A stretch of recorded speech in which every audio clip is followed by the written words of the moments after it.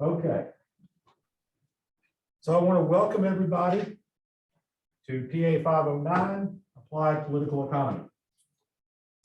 This is a course that when I was going through my MPA studies 20 years ago was not part of the curriculum, was not part of the standardized core curriculum as part of accreditation.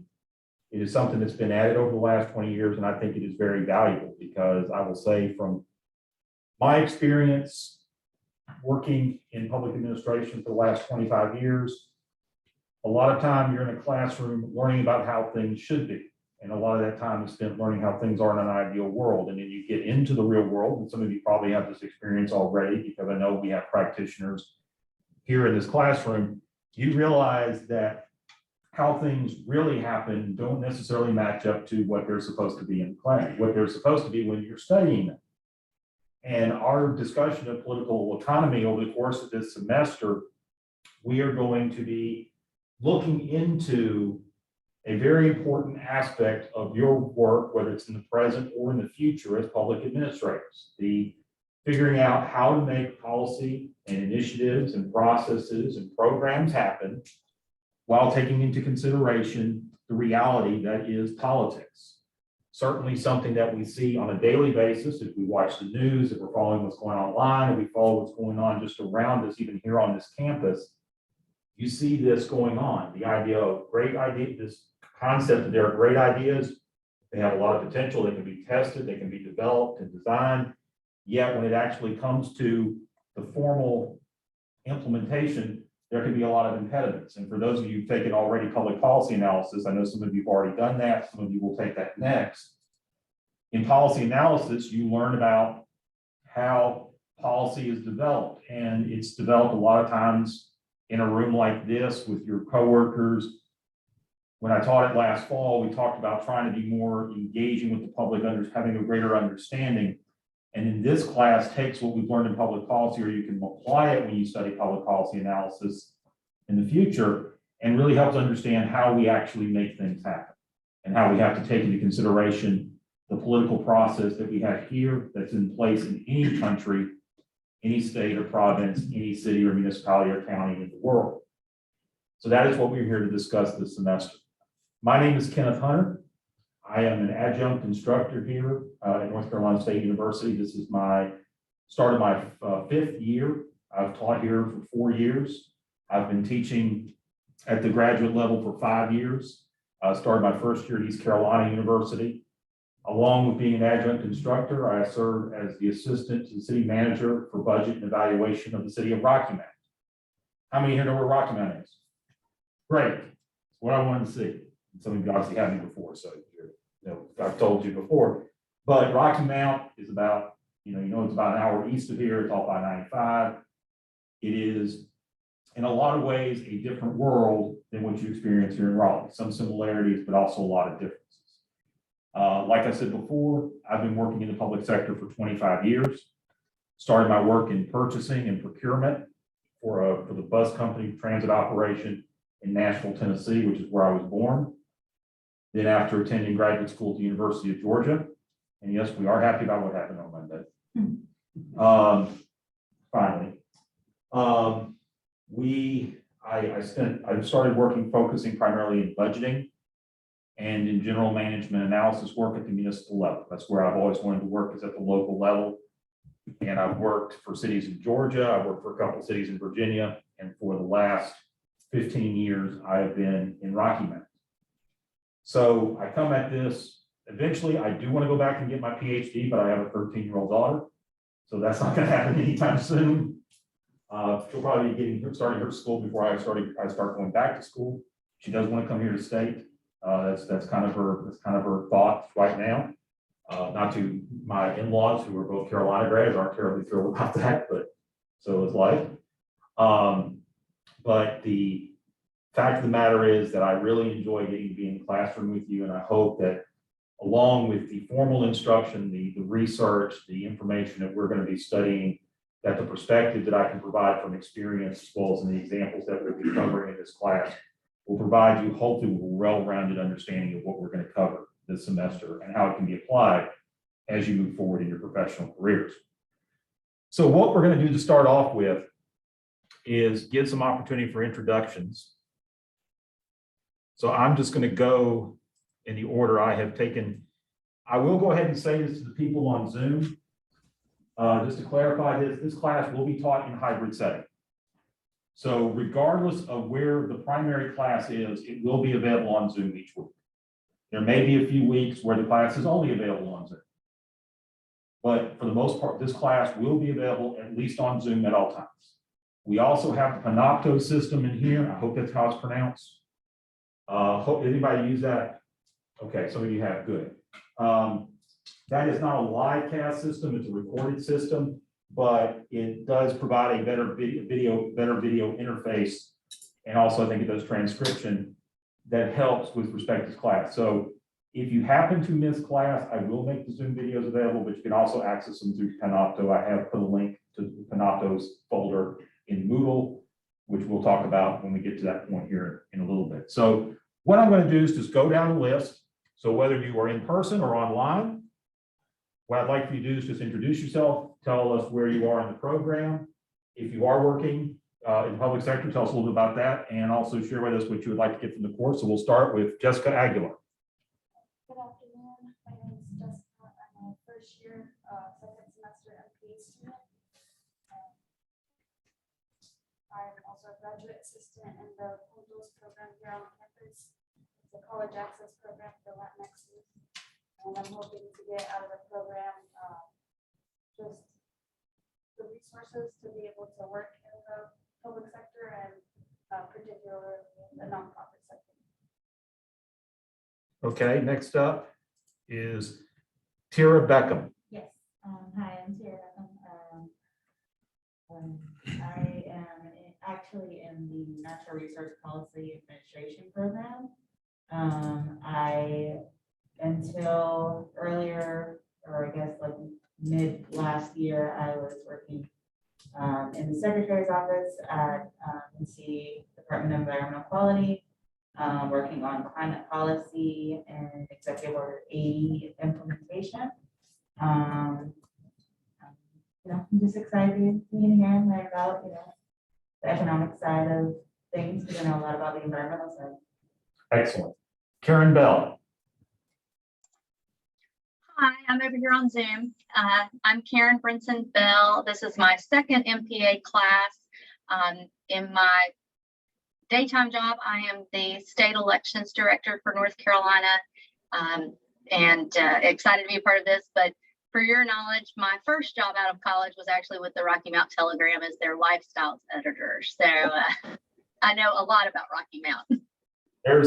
There are a lot of journalists who have come through the Telegram, not as many more recently. The most recent one is a gentleman who's done some work for in Houston and NBC, but definitely a lot of journalists have come through Rocky Mount working for the Telegram. So excellent. Thank you so much. Yeah, thank you. Next up, Robert Boone. Hello, can you hear me? We can. Oh, nice. Good evening, everyone. My name is Robert Boone. I'm a second year MPA student here at NC State. Work full time at PBS North Carolina, where I serve as administrative and board operations assistant. I'm planning to go into higher education administration after graduating here. So looking into PhD programs now. So also just a fun fact, I was also a business major undergrad at Elizabeth City State University, where I had a concentration in economics and finance. Excellent. Thank you. Next up, Julia Brennaman. Hi, everyone. I'm also over here on Zoom. My name is Julia Brennaman. I am a pre-service student here in the MPA program. This is going to be my second semester here. Although I still am pre-service, I'm really interested in the local government, especially how the budget office can tie into the works of nonprofits. Thank you so much. We appreciate you being here. Next up, Alex Case. Hi there. I'm also on Zoom. Alex Case, he, him, his pronouns. I'm in my last semester in the MPA program. I am currently in service. I work for the city of Durham in the community development department. And your comment about how we teach things how they should be versus how they actually are, very much true. Working in local government, I found that out. So Yeah, absolutely. Next up, Jack Cassidy. Hello, Jack Cassidy. I'm a second-year MPA student. I work full-time for the North Carolina League of Municipalities as a communications associate. My background is in writing and journalism, and trying to transition more towards public administration through this degree and through my work. So my aspirations will still be in local government, either working for them or in one day. Excellent. Next up, Ellie Collins. Hey everyone, I am a pre-service student. This is my second semester and currently working as a contact tracer, but I want to work with policy in the federal government after I graduate. Thank you. Next up, Samantha Darlington. Hi, I'm Samantha. I'm also pre-service, and this is also my second semester in the MPA program. I'm really interested in how the application of policy impacts like city design and how city design impacts policy. Excellent, thank you. Next up, Lydia Elrod. I'm Lydia. Hello. I am actually in the MA of English Rhetoric and Composition program. But my work sort of intersects with policy. And so I'm in this is my final class for my certificate in public policy analysis. Okay. Yeah, and I'm graduating this semester, so really excited. Well, thank you for joining us. That's one of the things I will say. We didn't have as much, when I was going through an MPA, we didn't have as many interactions with people from other disciplines. And it's been very interesting in my time here, and especially with the way this program is established through its multiple certificate programs, how it enables us to have that experience of having people from multiple disciplines in the classroom or on Zoom, as the case has been for the last 2 years, because it's for a generation ago, or even maybe 10, 15 years ago, that was not very common. When you were in graduate school, it was pretty much just your discipline and that was it. And so definitely like the fact that we've broadened it up over the years. Next up, Holly Gallagher. Hi everyone, I'm Holly, she, her pronouns. I work full-time at a Habitat for Humanity affiliate doing affordable housing policy and advocacy, and I'm doing the policy analysis certificate here, trying to decide if I want to go down the MPA or MPP route later on. Thank you. Next up, Brianne Gobell, sorry. Hey everybody, I'm Bree. I'm in the policy analysis grad certificate program, but I got my bachelor's from state in criminal justice and Arabic. I actually just finished with you in the public policy analysis class last semester. So I'm just interested to see how these two classes kind of connect and intersect. Excellent. Zach Haywood. My name is Zach. I'm undergrad. This is my second semester here. I just want to learn how I can use this in the federal government. So you want to be a Fed? Okay. Nothing wrong with that. When I worked in Virginia, I was running a lot of Feds. Melissa Hernandez. Hey everyone, my name is Melissa. This is my second semester in the MPA program. I have a background in higher ed and nonprofits, but I'm hoping to go into local government, but then I'm also very interested in policy analysis as well. So I'm hoping to learn more of that through this program. Excellent, thank you. Next up, Leo Jaffe. I'm Leo. It's my second semester in the MPA program. I'm a pre-service student. I actually am from Rocky Mount. Okay. So I'm very familiar with the area. My background, I graduated from state in 2021, so pretty much fresh out of undergrad. And it was environmental science, so I want to tie policy with environmental science to do environmental justice and social justice work. That's kind of where my interest is. Where'd you go to high school? Rocky Mount High. Okay. Just one. Just one. Ian Johnson. Hey guys, I'm Ian. It's my first year, second semester. I'm pre-service, but I'm currently an intern with Wake County Budget Office. So I'm hoping this economics class will kind of tie into that. Okay. Next, Chantel Miles.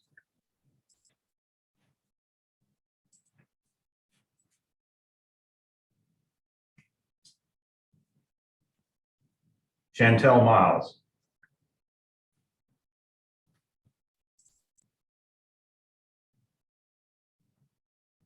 Okay. Curtis Moore. Hello, everyone. My name is Curtis Moore. I am a captain with the National County Sheriff's Office. Property Management. Yep, absolutely. I have 7 classes left to complete on that. That sounds great until you realize I'm gonna take 1 class a semester. It'll be 2,000 and ever before I am doing the MPA and the segregation policy analysis. So just having a good time taking it. Thank you for being here. Zachery Perry. Hey, what's going on, guys? Zach Perry, second semester MPA. Glad to see a lot of people I know. I am currently I work under for the department under Dr. Clerking, doing various research, and I also work for a veterans advocacy group, helping doing veteran support, and just trying to get the most basic clue about economics. So glad to be here. Okay. Okay.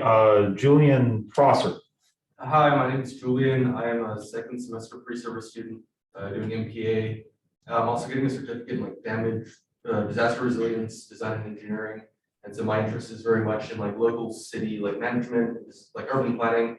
And I mean, economics, like money rules the world. So like, but basically how are we designing our cities with like climate stuff in mind? When Lumberton floods every 2 years. Yes. It's a hell of a lot cheaper to design the city with that in mind versus having to rebuild from scratch. Or when State Route 12 basically goes underwater, it's 12, correct? Yeah. Take your pick. Yeah, exactly. And then we have our own issues where I'm in Rocky Mount. My apologies if I mispronounced this. Cynthia Channon. Yeah, you did great. Nice to meet y'all. I'm on Zoom. My name is Cynthia Channon. I am in second semester MPA as well, pre-service. And I did undergrad at State. I did a double major in political science and sociology. And naturally, after deciding I don't want to do law school, I'm here. So nice to see y'all and nice to meet y'all. Something I'm looking forward to learning in this class. Overall, I thought undergrad econ felt really inapplicable to, I guess, our career fields and the variety in it. So I'm really interested in seeing that application of policy and politics and government in and how it relates to economics and how I can make that information more digestible to me and less intimidating. So I hope it's not scary. So nice to meet y'all. Excellent. Drew Smithwick. Over here. Hey, everybody. So my name's Drew. I'm like Curtis here, I'm taking my slow and sweet time. This is my 3rd year in the MPA program, and I did my undergrad at Auburn University. So a big War Eagle and congratulations. I won't say the Go Dogs were. We understand that. But with that being said, I manage orthopedic surgery practice and outpatient operations for the Duke University Health System in Wake County. So a little bit different private sector. And so I'm really interested in this class to see always the overlap between private and public sector and where that comes into play. You would have been an engineering major at all, would you? I am not. Okay. I'm liberal arts through and through. So okay. Unfortunately. Well, my undergrad's from Tennessee Tech, so I always, it's always each school each state has their own real focused engineering school. In Auburn, obviously, engineering and architecture, especially. And of course, then there's Clemson State Tech. We're a good old fashioned Cal College. Yes. And now I'm here at another one. Except it's a little more urban. Yeah, exactly. A little more urban. Christopher Thomas. Hey guys, my name is Chris Thomas. I graduated from State with a political science degree in May of 2021. And right now I'm doing the graduate certificate in policy analysis. It's my 2nd semester. I just started working in the General Assembly for Representative Jason Saying. I'm planning to eventually go up to DC and work on policy there, but I definitely like to learn about the economic impacts from various policies. Excellent. Katherine Frogman. That's me. Hi guys, I'm Katherine. I'm about halfway done through my MPA program. I'm also going part-time, about 2 classes a semester. Because I'm in service, I work for the town of Cary doing internal communications in the manager's office, but I'm not good at saying in my job description, so I do a lot of advising on external issues as well. So that's what I'm hoping to get out of the class. And I'm a former journalist for all the other ones in the room. And the key to being successful in any job is going beyond your job description. So that's excellent to hear. Shannon Wells. Hi, I'm actually in the MIS program in International Studies. My background is in East Asian economics, and I was actually working for a think tank remotely out of DC called East West Center, and they did a lot of data collection for like trade and like economic type stuff. And my interests right now are in trade and the economy, specifically with like the United States and East Asia. So I'm interested in the actual application of policy and like economy. Excellent.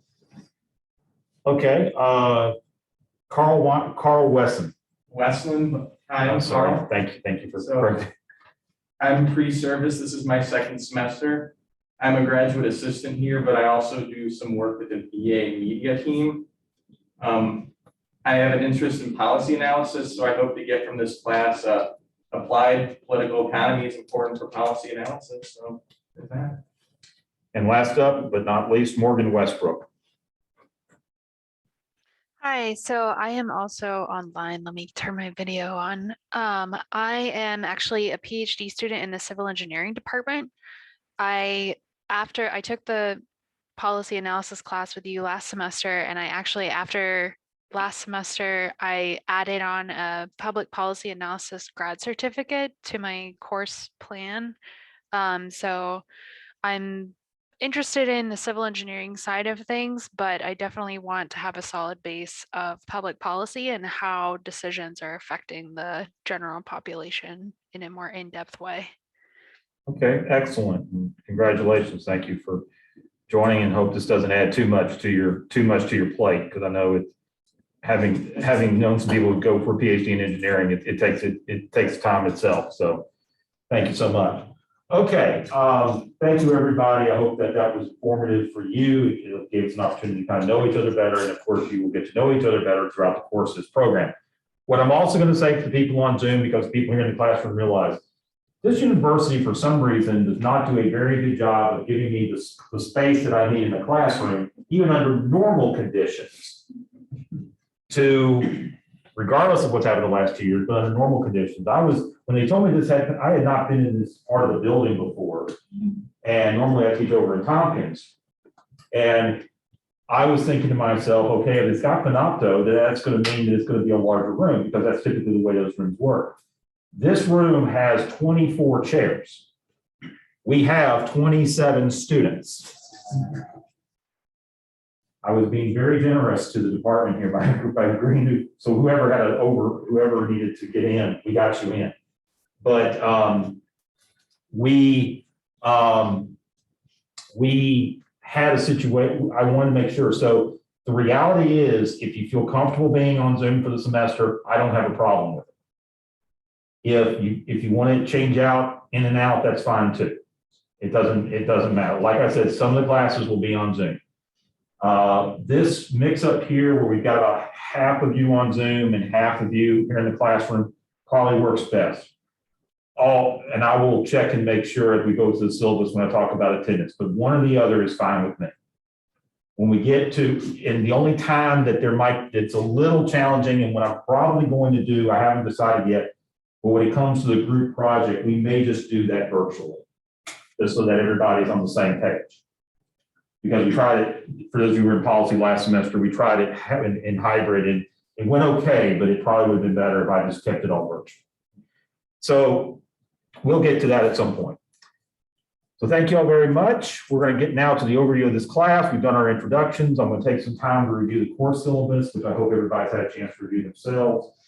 Then we're going to discuss the text and the assignments. And we'll talk a little bit about this reading group concept that I use for classes like this, because having been there as a student, I understand the challenges there is with reading some of this stuff. We'll also begin a discussion of the topics that I wanted to cover tonight. When I've taught this class once before, the first time I taught this class was last summer, and it was a 5-week, 10-class marathon. That was, and if you've ever, any of y'all done the 5-week sessions? So you know kind of how insane they are. So this allows me to stretch out over 13, 14 weeks, once a week, what we did in 10 classes over 5 weeks. So it's going to be at a much nicer pace. The students who worked in the summer did a great job. I've made some changes to what I did because it was my first time in teaching that particular class and figured it out. So we've made some changes, learned from that process. And I definitely think we're going to be in a better space now, but I did want to cover some particular topics. We're not going to be here the whole time unless y'all have a lot of discussion, which is up to you. That's perfectly fine. I do want there to be discussion in class.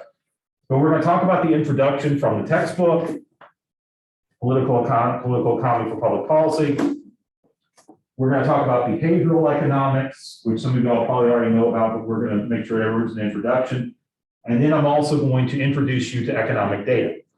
The one practice that I want to make about this course, as you get into the reading, as you get into discussion, this is a lot different than perhaps how you study economics at the undergraduate level. There is a significant difference here because this is more about the aspect of decision making. We are going to talk about economic data because I think that it's important for you as people going into public administration to have knowledge and experience of it, particularly as you move forward with the research and other topics, as you get into your core areas, into your particular areas of interest, understanding where the data for all the research material that you'll read in other classes comes from. But this is more about an economic mindset. This is for those of you who remember micro and macro. In micro, you spend all your time dealing with models and graphs and charts, and in macro, you kind of learn more about how things work.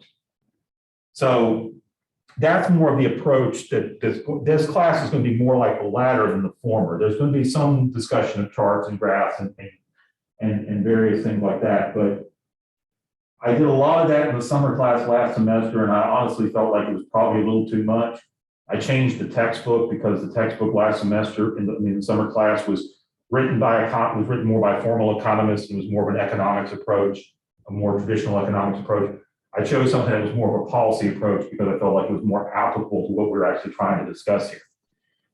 So I just wanted to cover that. So let's get into the syllabus. The first thing I want to tell you is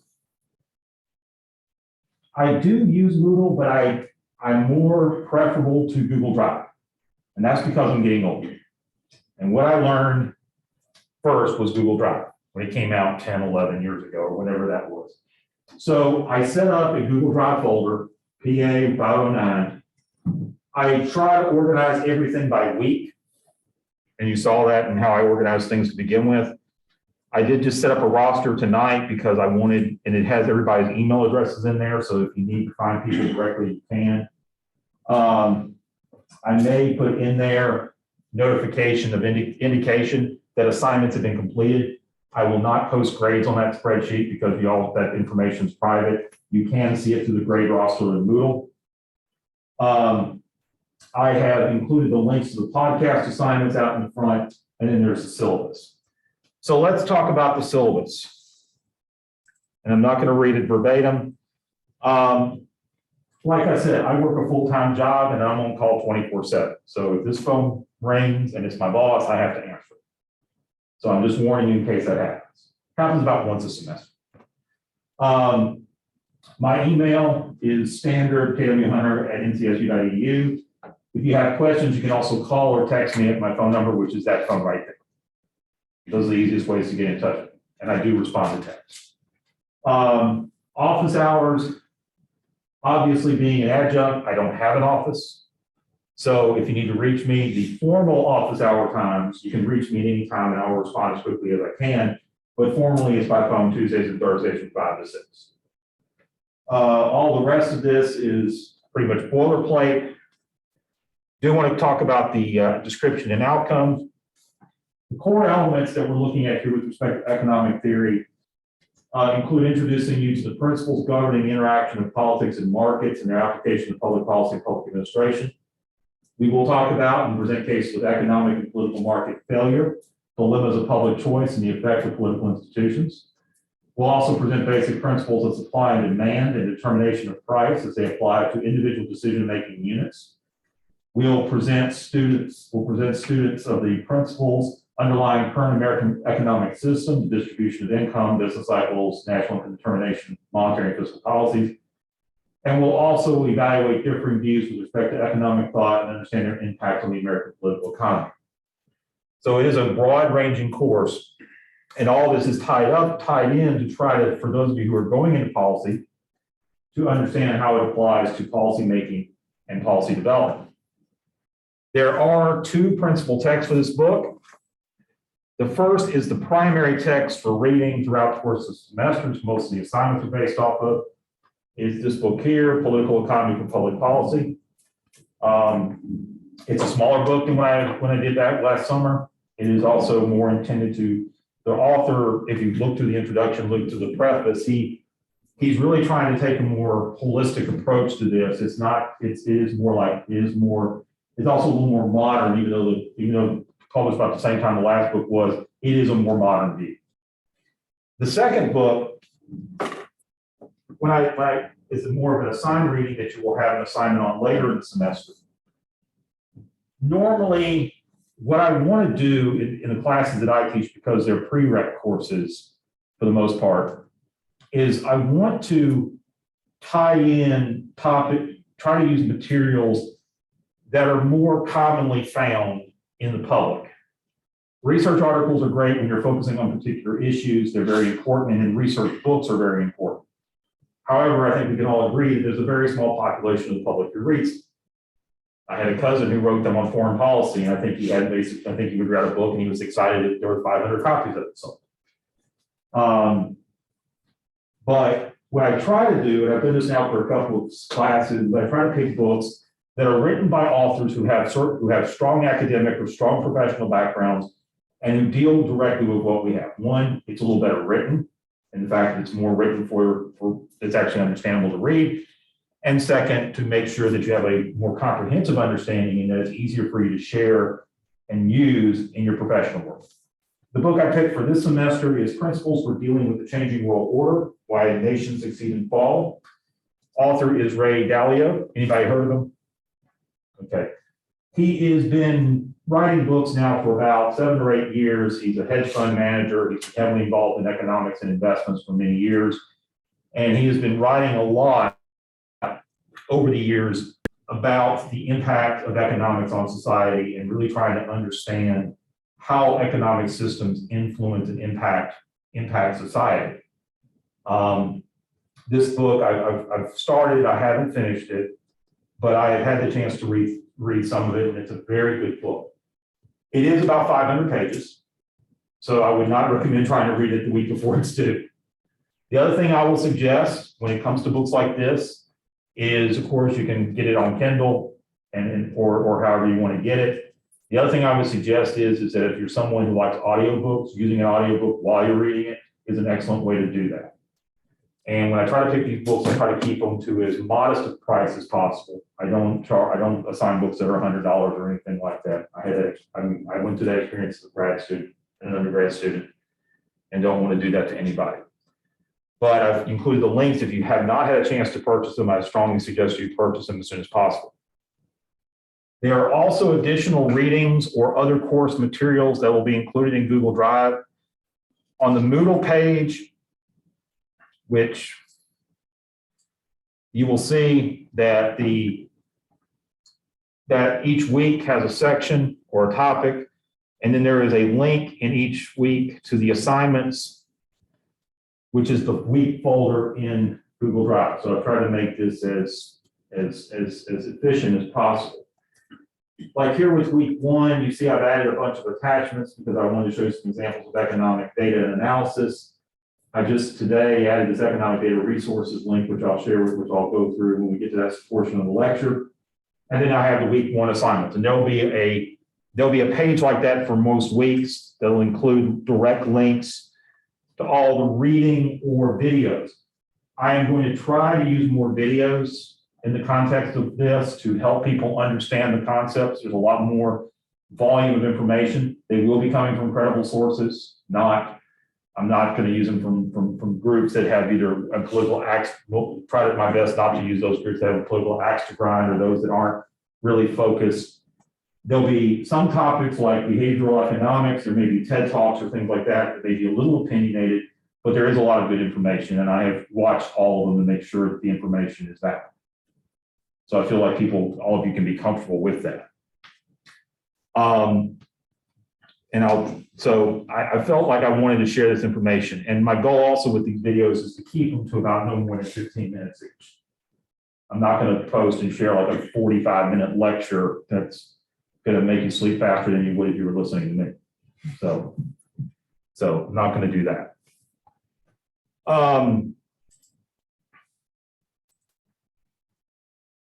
The course structure, again, it is a course where I do expect reading assignments to be done before class, because I will do my best to go through the reading, offer commentary and offer discussion and commentary. I do expect participation from students. It is part of your grade. I want to see an interest and involvement. I get that from you, from your comments that you made earlier, but that is very important. Attendance is mandatory and required. 3 unexcused absences will result in a reduction in your final grade by 3 points. 4 unexcused absences by 6 points. 5 unexcused absences will result in failing the course. So that is something to think about. But I've never had that problem before. Don't expect to have that problem now. If you do need to miss a class, please just email. So far, I haven't turned down anybody who's made that request. So I don't expect to again. I don't expect to this semester. So we will go through that. Late assignments, typically the assignment deadlines are 6 p.m. the day of class. That's pretty, and I put that in the schedule. If it does come in late, I do need to know in advance. That's really what I need to know. And there needs to be a reason for it. But I will work with students as the case may be. Grading. 15% of your class is participation.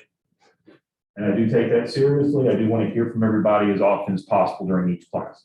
Yes, with 27 students, it's a little bit of a challenge, particularly with a hybrid environment, but I feel like we can get there. Discussion of course readings and lecture. The way that I evaluate how you are how you are receiving information that goes from the reading and from the lecture is that I use a series of quizzes throughout the course of the semester. There's 3 of them. Each one will basically worth 5% of your grade. They are done on Google Forms.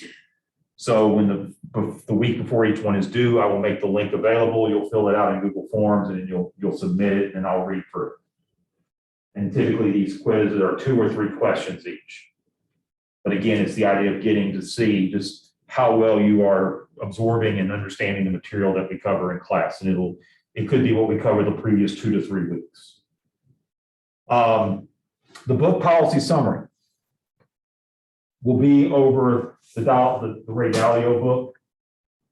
It'll be due later in the semester. Students are assigned to complete a memo. What I try to do with assignments of this nature is I try to keep them as real world as possible. I want you to have experience writing as if you're actually in the practitioner world.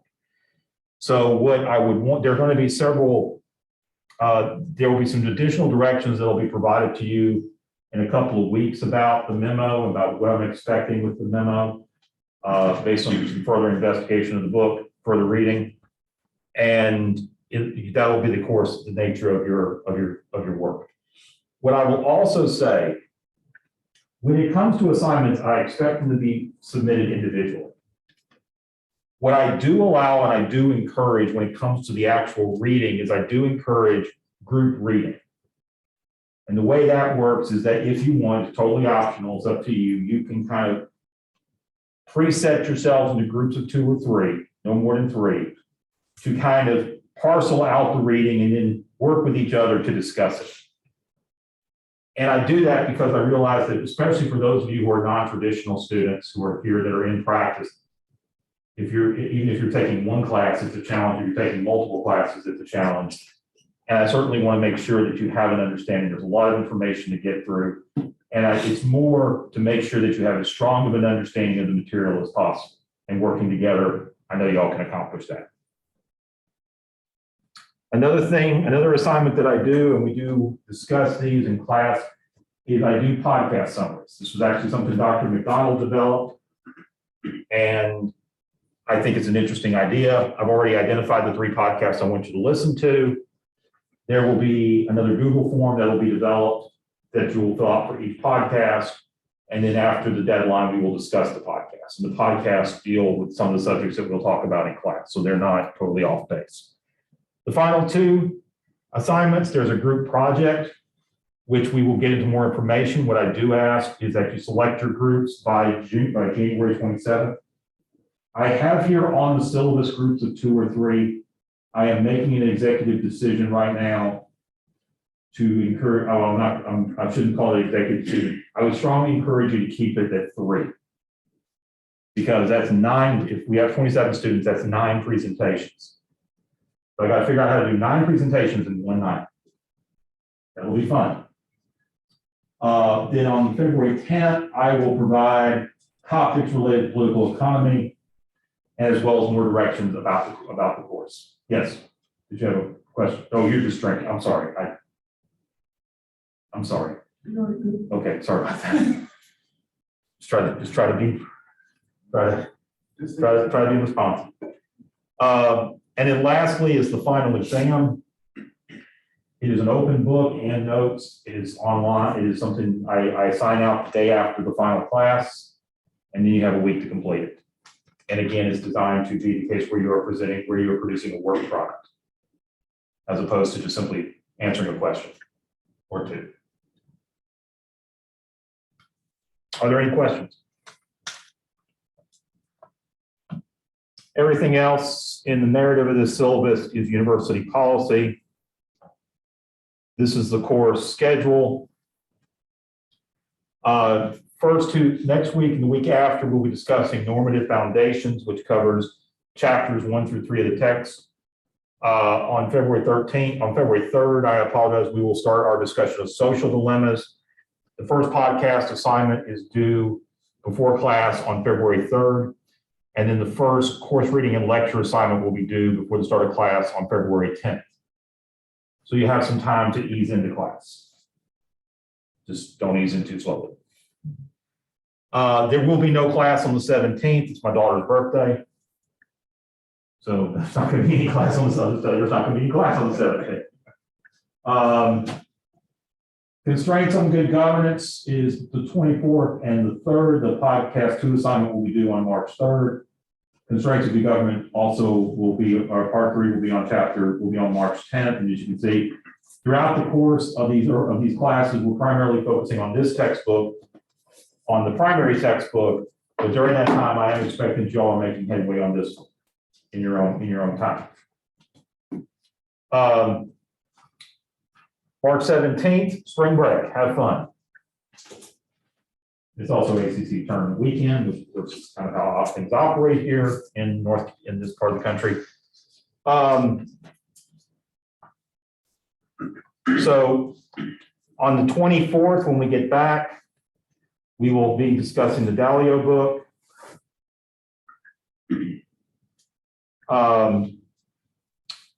And the book summary will be due by 6 p.m. that evening. So you will have that 2 weeks before spring break. So that class will be fully on the Dalio book. March 31st, we move off of the text and we get into some additional stuff. March 31st, we'll talk about game theory, which the author of the primary text has focused his attention towards the end of this book on. And I think it's something that as public policy people, y'all should focus on. This is a more, it's not a new idea, but certainly it's becoming more utilized in public policy discussion. On April 7th, we'll talk about 2 other things. You've heard a lot in the news probably about modern monetary theory. And I definitely feel that as public policy professionals, public administration professionals, you need to understand it because it is in effect. We're also going to go back and revisit behavioral economics. So we'll spend some time with that as well. In those 2 cases, there will be some additional reading to be determined. Group presentations will be on April 14th. Then the exam review will be on April 21st. The exam will be distributed electronically on the 22nd. And then the exams will be due to me by email no later than 8:45 p.m. on April 29th. For those of you who are graduating, it gives me enough time to make sure I've graded them to get them there so that everything is good with that. Classes do start at 6:15. I do my best to try to get here by 6, but I can't guarantee it. Today I was able to get out of the office a little early, so I was able to make the trip. And there was no traffic, there were no accidents on 64, everything was fine. That's not always the case. So I start at 6:45, but I will end no later than the prescribed time of 8:45. I do expect reading assignments to be complete prior to the start of class. And again, you can use a group approach to how you want to handle that. Are there any questions here in the class? Are there any questions for those of you on Zoom?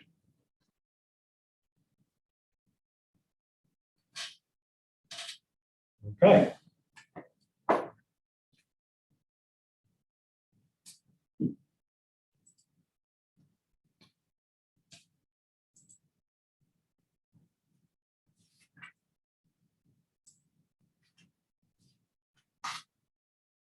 So we've discussed text and assignments. Again, I've discussed the reading groups. Are there any questions about that concept?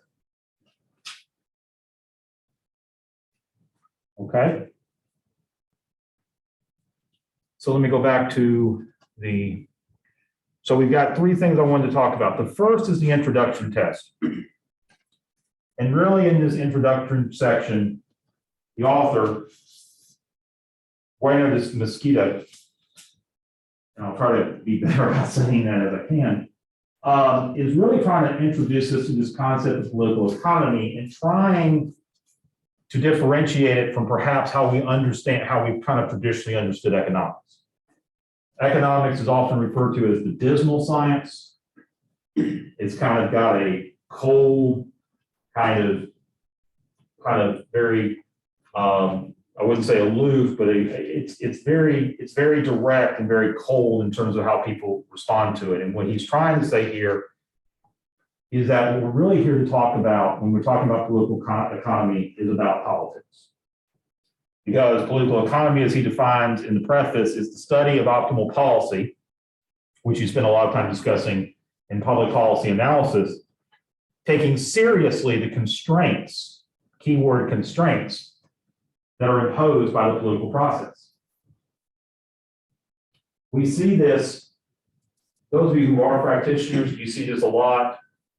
Those of you who have not had that experience yet, you see it in the news and how much of the policy as it's being developed in the administrative side eventually has to bring itself over to the legislative or political side, particularly in republics such as the United States, where the idea is that you have this concept of government via the consent of the governed, and in a representative model, we have branches of government, whether that be Congress and the president and at the federal level, the legislature and the governor at the state level, or of course, either the county commissioners at the county level or city councils and town councils at the municipal level. That while there are obviously powers that administrators, professional administrators have, the real crafting, the real approval and the establishment of policy occurs within that political structure. And it can impose a lot of constraints. And that shows us how the political process influences policy. And it can be a challenge, especially when areas of policy have not been as engaged in politics over time. Because there are certain elements of administration, certain fields within government that don't interact with politics as much as others. In budgeting, obviously budgeting is politics, because you have a financial plan, an operational plan that you're putting together on a frequent basis. I consider it the most important piece of legislation that an elected body approves on an annual basis. It is a law. Budgeting is law. And so you're developing this document, and what you realize is that while 95% of it has full support of everybody in the elected body, it's that 5% that could make everything go haywire. Because if you haven't included a certain item, or you included something that they don't want, or at the municipal level, if you're not aligning particular funding with the initiatives or the goals and objectives that are set by your elected officials, there's a chance you could have a problem. The goal when we put together budgets at the local level, particularly in the council manager form of government, where the law grants certain authority to the city manager and to the administrative staff of the jurisdiction. Particularly here in North Carolina, where that power is actually pretty well defined. The budget, if we're doing our job, particularly if we have a budget office, we have staff that are dedicated to it, like most larger communities do here in North Carolina, that goal is that 99.9% of that budget should be adopted without any problem. There may be a need to add a little bit of money here, do something different here, but that you're not having to go back after presenting it, after the manager presents the budget to council and having to redo everything. And that political process has to be taken into consideration because it does put constraints on what you want to do. And you especially see that at the local level because you see a lot of interaction between administrative policymakers, department heads, division heads, policy analysts, the manager, and the elected officials. You also see the third part of that, and that's the public at large, and how they can engage in the process, either directly or indirectly, to facilitate that. So, kind of trying to encourage what, excuse me for this second, I'm trying to think for a second. So, that helps us understand how the political process can influence policy. So, what does that mean with policy development? How do we adapt policy development to be more considerate of the reality of politics? How do we do that?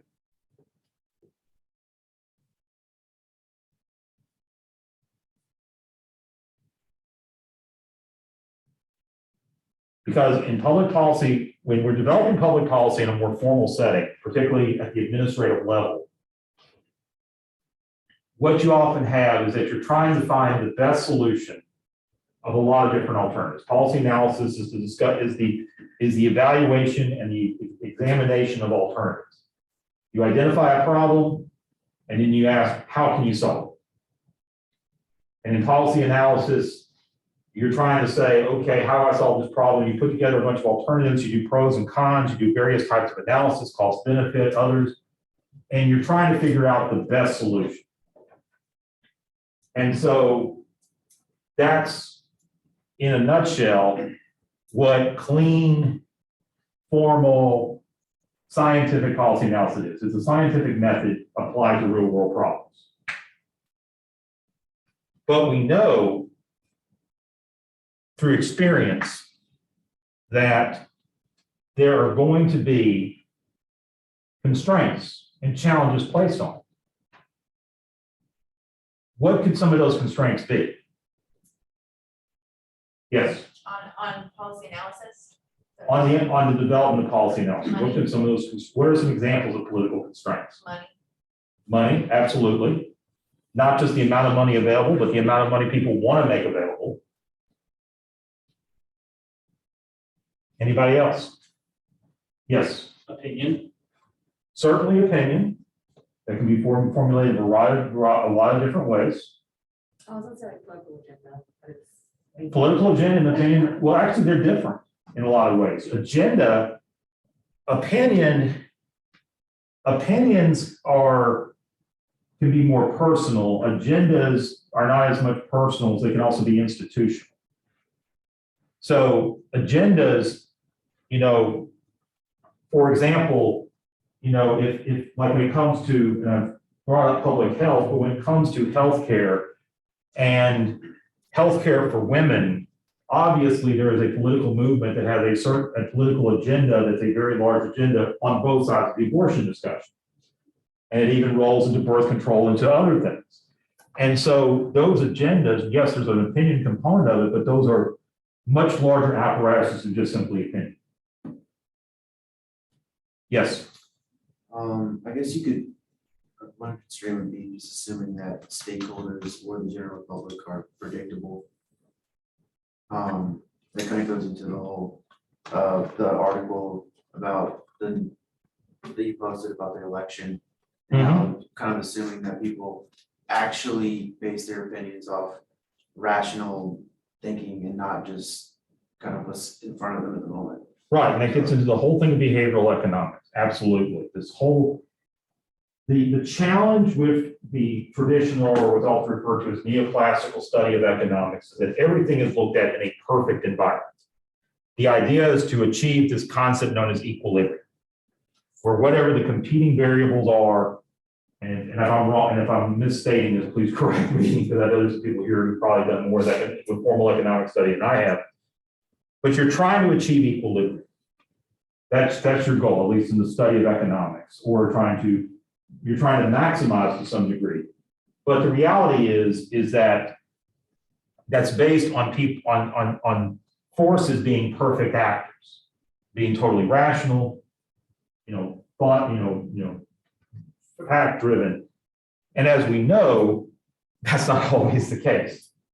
And in fact, in our society today, we realize that that's even less the case. Not that we were totally fact-based 20 or 30 years ago either. It does kind of have an ebb and flow to it. So what does that mean to policy development? How, and again, we're going to get back to this probably throughout the course of the semester. But how should we adapt the development of policy so that you could say we could predict or take more into consideration these political constraints? What are some thoughts on that? Again, we'll get more into this as we go through the semester, but what are some thoughts on that? Yes. I think you could take into account, this is similar to political agenda, but take into account who's in office and sort of adapting something that might appeal to whatever party's in power. Right, exactly, that's good. Definitely understanding who it is that's going to be making the final decisions with respect to the implementation of the policy that you're trying to promote. And making sure that you've designed it in a way and incorporated their concerns. There's an even broader issue with respect to stakeholders. For those of you who are involved in land use planning and design, and you talk about those subjects, what we have to understand is that one of the legacies that governments across the world, and especially here in the United States, have is a lack of real engagement with the public when it comes to centralized design, which the United States, along with the rest of the world's been doing it for thousands of years, particularly in cities. The United States has been more doing it for about 100, 150 years.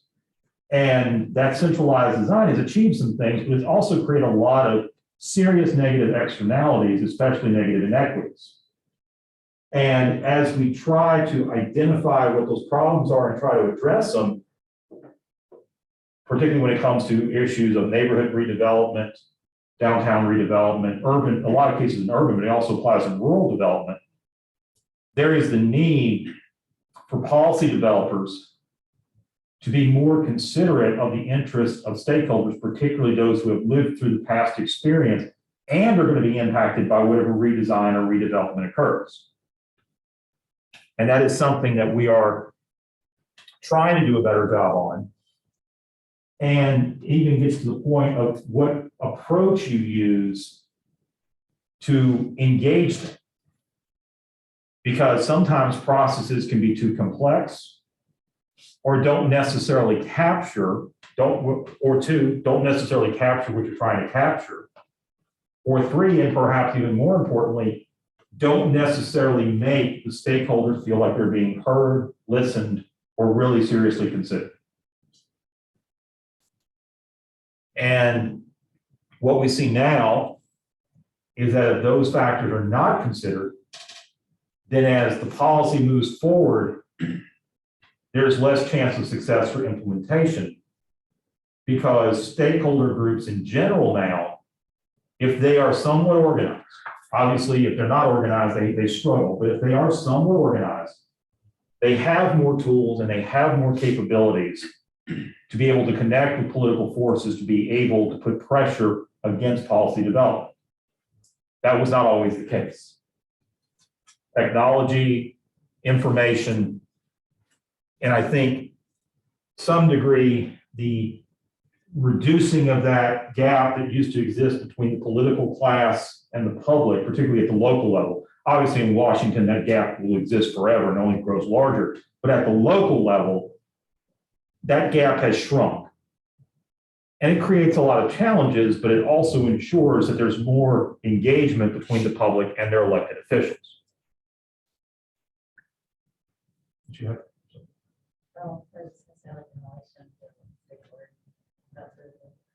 Ensuring accountability and transparency in the development process.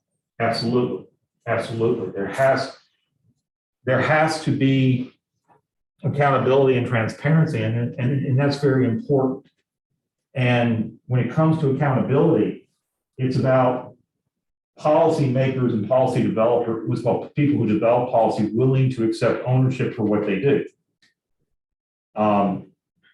Being willing to put themselves in a position that they're not simply developing something that somebody else is going to implement.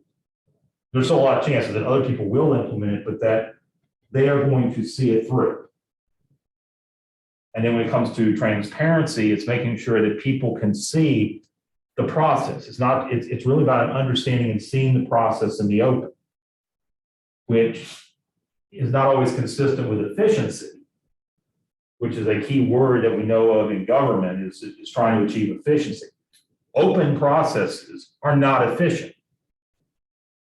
You know, our particular deliberative system of legislative government at the state and federal level, it was never designed by the founders to be efficient. In fact, it was designed to be inefficient. And there were certain reasons they did that. Yet, that also was meant to try to ensure some degree of transparency. So there's a particular example that's gone over in the reading in the introduction that deals with climate change. What is the example that's provided in the text? Carbon emissions. Right, we're talking about carbon emissions. So we live in a society where it has become accepted belief based on research that the most significant global national level challenge that we have with respect to the condition of our environment is the emission of carbon. Why is that? What do carbon emissions influence? Greenhouse gases. Right, it's a greenhouse gas. And based on the research, it is believed that it is the primary influence with respect to changes in ambient temperature at a massive scale. The concept of man-made global climate change. Because it's also believed that most of the carbon that exists, that the reason why we are seeing dramatic changes in global climate with respect to global global average temperature and other factors is being driven by man-made production of carbon emissions. Carbon emissions have existed since the dawn of time, but that there's a higher degree than there used to be when the world was not industrialized. Yes. Yes, Melissa. Oh, it was just earlier when we were talking about how should policy adapt. I was just going to mention that, like, I took a class last semester. We were talking about budgets changing to include like equity concerns, and part of that was talking about how policy had to adapt as well in order to address different equity concerns in different communities. So it just had to do with what you were discussing earlier. Absolutely, and thank you for that. So we have, and why is it that the climate change is important? Because the temperature of the Earth could change and it not necessarily affect us. However, the research the research says, the research states, people have researched it and developed conclusions that are widely accepted, that this change in ambient temperature created by carbon emissions is leading to greater severe weather situations. Whether it be more excessive rainfall in the United States, more drought in other parts of the world, more hurricanes, tropical weather, coastal weather activity, whatever the case may be, as well as rising of sea levels due to the loss of ice in the polar regions of the country filling into the oceans. And this is seen as this has been interpreted to be a long-term threat. So the challenge that policymakers have is, if we know that the current level of carbon emissions is contributing to a negative environmental situation, and we believe that reducing carbon emissions will either delay this progression or somehow enable us to potentially reverse it, then how do we achieve through policy being able to reduce carbon emissions? Because just about everything we do as human beings creates carbon. It's just a fact of life. So how can we reduce that? So the author presents two different policy alternatives that have been researched and discussed and thought out that have the potential to address this problem on a national level within the United States. Because since 2017, if I'm correct, with the Paris Climate Accords, the US has been signed on to an agreement, not technically a treaty because the Senate never ratified it, but it is an agreement signed by the president that does stipulate that the United States is going to reduce its carbon emissions by a certain level, by a certain date. Don't remember this. So the US as a nation has signed on to this. And so from a policy perspective, we got to figure out a way to achieve this goal to the best of our ability. So there are two mechanisms, two alternative policies that the author discuss that are economic or that are economic or market-based and that are market-oriented in nature. What are they? Yes. Tax and cap and trade. Correct. The tax, explain cap and, can someone explain for us cap and trade? Yeah. Isn't it where they cap the total overall emissions and corporations can buy vouchers and like trade them to so say if Volvo had like excess, they could sell it to other corporations, so they have gone over their limit of how many vouchers they bought. Does it cap the overall emissions and trade how much you can pollute? Correct. That is what it is. So cap and trade, and again, it's with the idea that it goes down over time. But cap and trade basically says to X company, you produce, say, 100 million tons of carbon emissions overall in a year. We're going to grant you a permit through a vehicle for 100 million tons of carbon emissions. That's all that you can emit. We have to figure out a way to measure how much you're actually emitting. There are tools that have been developed by people much smarter than me. And we will evaluate it, and if you're over it, you're going to get fined or potentially have your business shut down. But if you stay at or below, you're okay. Understanding that this number is going to go down as time continues. Theoretically, what X company could do is they could actually get their numbers below what they're allowed. And then what they have is a tradable commodity that they can sell on an open market to another business, whether it be an existing business or a new business that wants to start up, to enable them to actually exceed what they're allowed to have in terms of carbon emissions. Overall, with the idea being that you've capped the overall emissions for the nation. So that's one solution. The tax is more just direct, similar to how we tax tallow tax for other forms of consumption like gasoline, like buying gasoline or retail sales, you tax based on each unit of carbon emitted. You set a particular rate, a particular fee, and that's what you do. So in this book, the author talks about how a more classical economist would evaluate these options. And then he says, wait a second, is this right or wrong from a political perspective?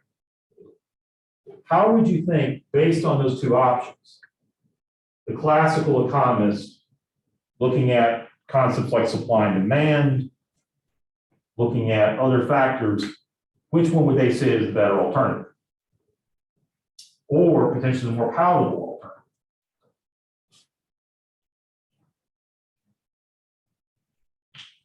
The economist would say it, yes. The public, and that would be how they would. However, the more palatable option would be the tax. And the tax, first of all, it wouldn't punish new entries because it wouldn't put them under any pressure. The entry cost to go into this, like say someone wanted to come along and be a car manufacturer, they would not be subjected to an entry cost created by carbon that was established by prior models, by prior manufacturers. They would have to pay the tax, but so would the existing automaker. It also wouldn't necessarily limit carbon. It would just simply try to use taxing scales to try to bring it down by hopefully creating enough incentive to a tax structure to be able to have people realize, I don't want to be paying this tax. However, as he talks about in the book, when you look at the political interests, cap and trade makes more sense. Because the stakeholders in this case are the existing industries. They're the ones with the lobbyists in Washington or Raleigh.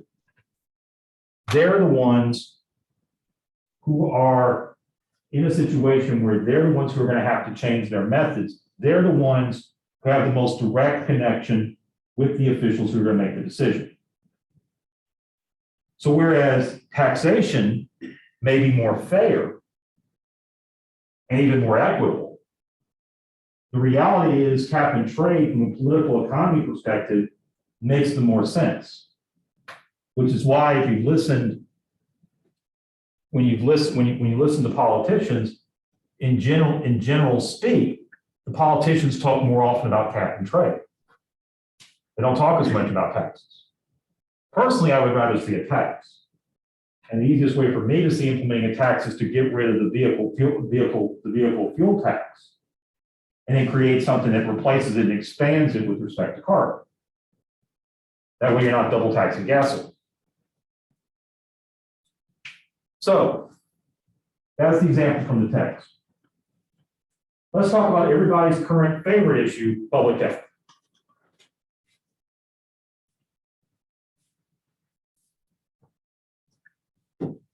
Public health is one of the most significant areas of public administration in terms of its potential impact on a society, though its impact is not regularly seen. Usually it works more behind the scenes. What are some examples of ways that public health works behind the scenes in society? What are some ideas you may have? And those online can participate too.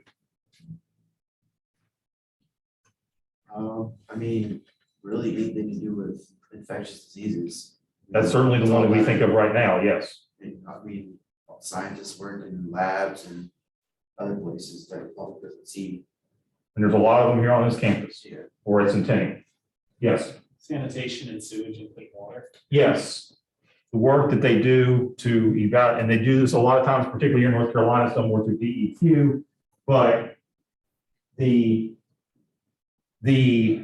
fact that they are evaluating the quality of our drinking water, making sure that those public resources are healthy or at least not contaminated. Restaurant inspections. probably the most significant role public health plays in your daily life. Making sure that restaurants aren't going to make you sick. Same is true with any type of food preparation facility or food storage facility. What are some other thoughts? Yes, Disaster recovery. say again? Disaster recovery. Disaster recovery, yes. So public health is always there, but it kind of works more behind the scenes in ways that we don't necessarily think. And yet it has a huge influence on our lives because we live in a more compressed, interacting nature. We have to in order to succeed as a society, but we don't necessarily think about it. So then, 2 years ago, can't believe it's been 2 years, but it has been. 2 years ago, we're faced with something that we hadn't seen on any scale of it since the 1970s, and really hadn't seen on the scale that it developed.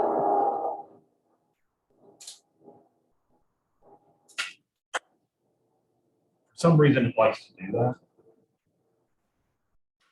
I don't know why, but for whatever reason, it likes to. The projector should like to do that for some reason. But we see something that hasn't happened in about 100 years. We have a global viral pandemic. And our public health policymakers have to develop a response to try to contain and mitigate how this pandemic could affect the lives of the public as a whole. And especially then looking at it from an individual level for each of us.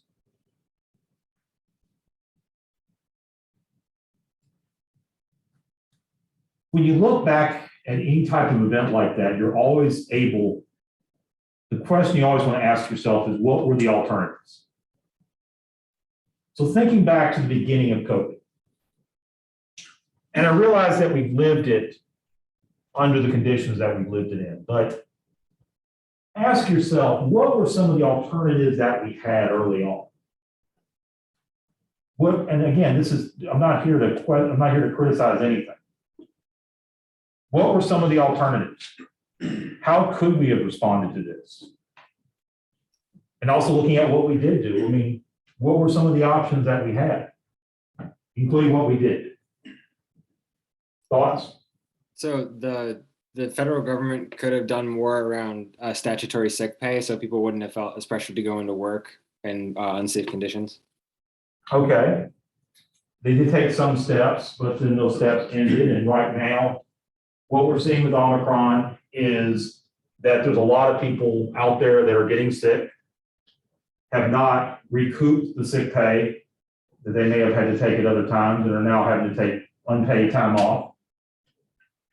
So we are seeing that, we're seeing a lot of that because that period of sick pay has ended. What are some others? The scale of our country is probably too large to have done what New Zealand did, but New Zealand went into a complete lockdown for a period of time, if I recall. New Zealand did. Australia basically did. Again, those are island nations. Well, Australia is an island continent, but you get the idea. They were island nations, and they were of a size that could be managed. Here, it was something that was thought of, that was considered. The closest thing we ever had to a lockdown was after 9/11. We closed off the airspace, we sealed the borders. That's about the closest we had to a lockdown. The only thing we didn't do was prevent free movement within the country. Was a lockdown like that feasible in this country? I'll even offer up no, since I'm the one that suggests or brought that up because of what impact we have to the global economy.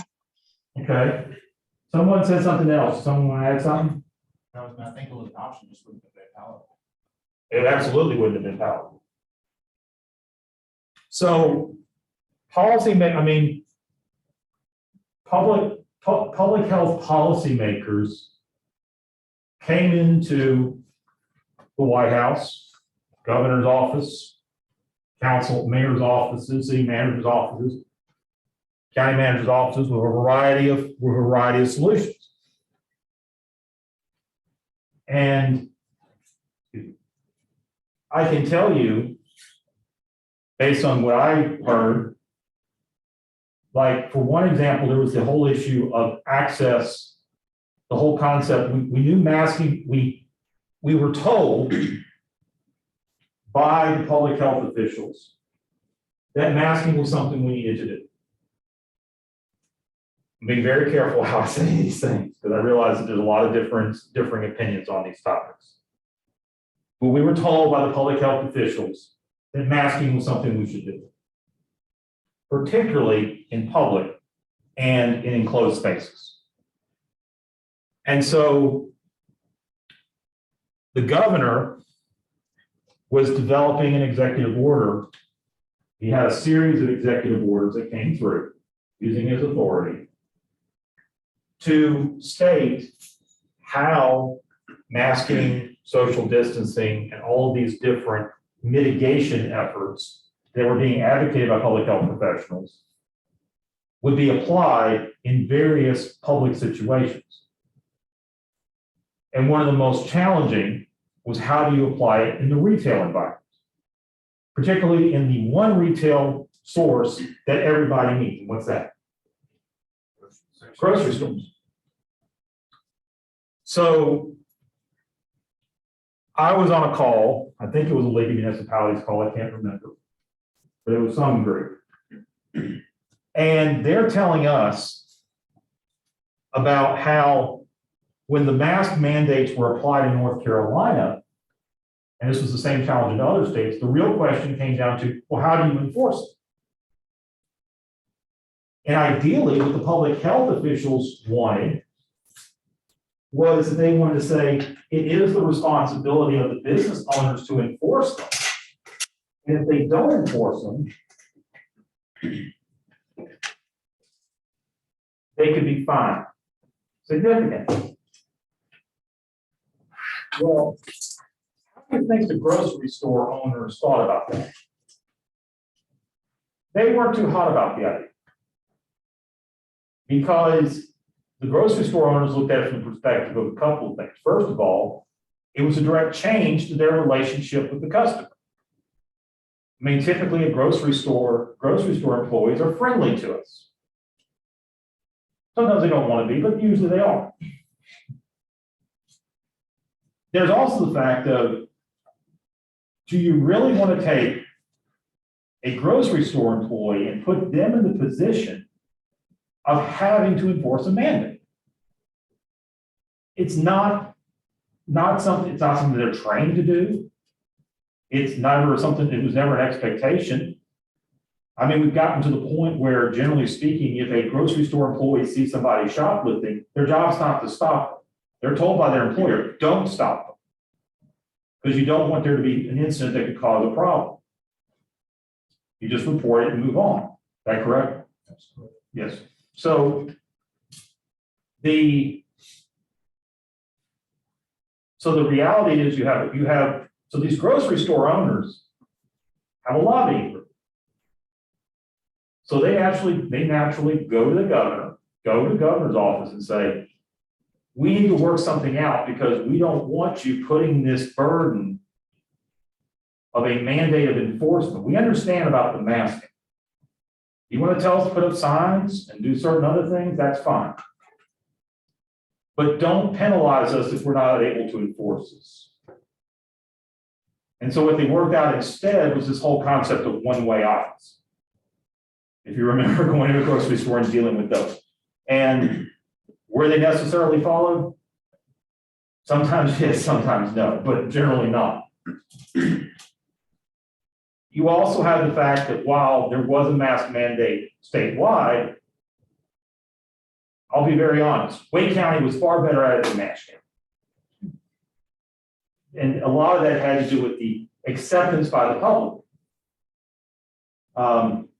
Because in general, and I'm not speaking for any law enforcement professional, but generally speaking, even law enforcement professionals weren't terribly thrilled with the idea of being out there being the mask police. That's not something they are necessarily trained to do. So, whereas these, and generally speaking, all of this had to be worked through a variety of political measures. And it wasn't just necessarily how the public was responding and people saying, you know, the whole my rights thing or whatever the case may be. Some of that's true. A lot of those decisions about, you may be asking yourself, well, why are they doing it here and why are they not doing it here? Like in some states where they closed certain businesses under certain square footage, but they allowed big boxes to open. We didn't do that here. But in some states they did. And a lot of that was, well, it's because who had the better lives? A lot of those decisions were made. They were trying to do their best. The public health people were trying to do their best based on the information that they had, right or wrong, to mitigate the situation, to reduce the spread of COVID at that time, which was a potentially fatal disease, fatal virus. Still is a potentially fatal disease. Not as badly now, but it still is. And what they're trying to do is figure out, how do we make things happen? As you can see in this country, it was a lot more complicated than it is in other countries. And it gets into the fact that we have a different type of government. We have a different type of relationship between government and the citizens, a different type of relationship between politicians and policy developers, and so on and so forth. Are there any questions or thoughts?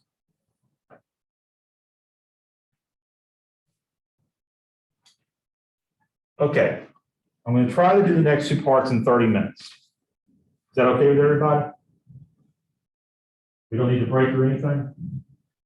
Okay, just want to make sure. So,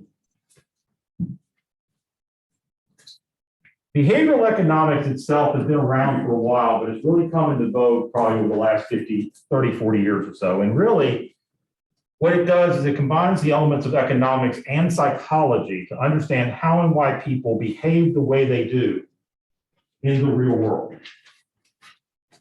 As I said before, traditional economics has in terms of what it advocates, is assumes that most people have well-defined preferences and make well-informed, self-interested decisions based on those preferences.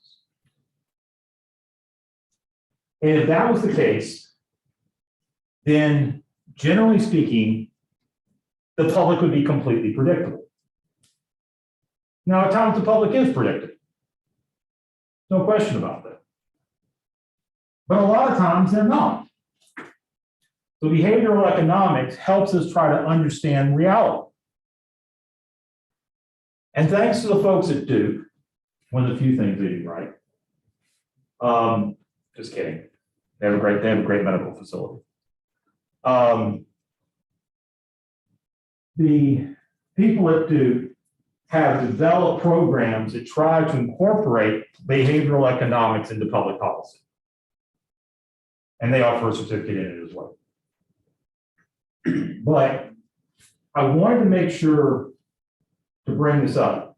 There was an article, there was a couple of videos that I shared, there was also an article that I shared that really kind of looks at this a little deeper. What's an example, thinking of what we talk about here in terms of understanding traditional economics and behavioral economics, what's an example you can think of how, when you actually look at behavior, it would be different than than what traditional economics would explain? Any thoughts? Yes. That concept of the IKEA effect, where people are willing to pay more for something that they made versus something that's better made or cheaper. Absolutely. And I've used IKEA myself. But the whole idea that that people like the idea of making something on their own. And IKEA has figured out how to simplify a construction process and be able to explain it to anybody, anywhere in the world. Because their instruction, the way to do instruction manuals is phenomenal. They're easy to understand, there's no words, everything is done very well. At least that's what I think. Some people have a different opinion, but that's fine. And they're able to do it. And they've been able to turn over the whole concept that prior to that, when most people bought furniture, you bought it pre-assembled. A lot of it was built here in North Carolina. It was made domestically. And if you bought self-assembled furniture, it was basically considered not very good. We've all had the particle board bookcase or the particle board desk, whatever the case may be. But at IKEA, that's not what they do. They make a far more superior product, and then they get you to actually assemble it together. And they make a lot of money off of it and do a very good job. What's another example?